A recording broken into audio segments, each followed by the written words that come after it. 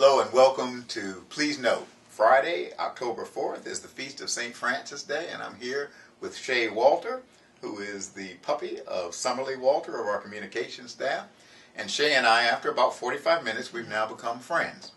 And for our Please Note this week, we talked with Christine Gutleben, who is the Director of Faith Outreach for the Humane Society, a ministry and a work that I didn't even know existed, and it's a fascinating one.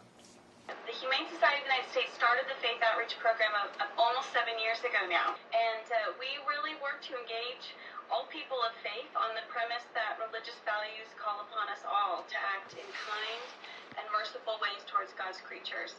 And we have a number of ways for faith communities to get involved through the organization.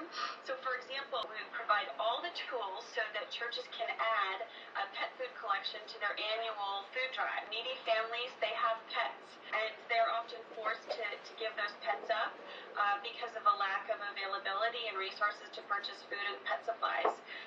So that can really make a difference. We have a film screening kit for our film Eating Mercifully, which is a documentary on food and faith.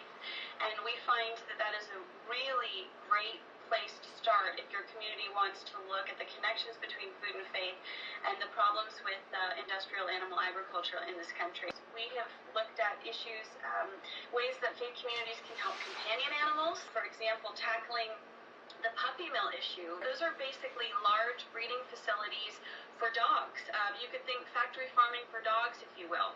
And, you know, if a small percentage of people who purchase pets from a pet store, if they adopted, let's say around 10 to 20% of people that purchased an animal from a pet store, instead they went to a shelter and adopted, we would virtually have no more pets in shelters.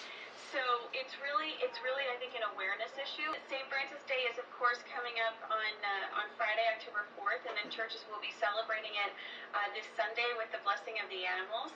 And we have a wonderful resource kit, St. Francis Day in a Box, and we distribute that to hundreds of churches across the country. It's free, and it's full of all sorts of multimedia tools for churches to really enhance their St. Francis Day. So really to go beyond the pet blessing, if you will. One more thing, we've got a North Carolina State Director, her name is Kim Album, and she is doing really wonderful work bringing free services to underserved communities, free pet services. So she wants to provide access to vaccines and low cost or free spay and neuter, and she hosts these clinics with churches all over the area. Christine, I am sure that St. Francis himself and St. Clare and all the saints of heaven rejoice and give thanks for the work that you are doing for God's creation.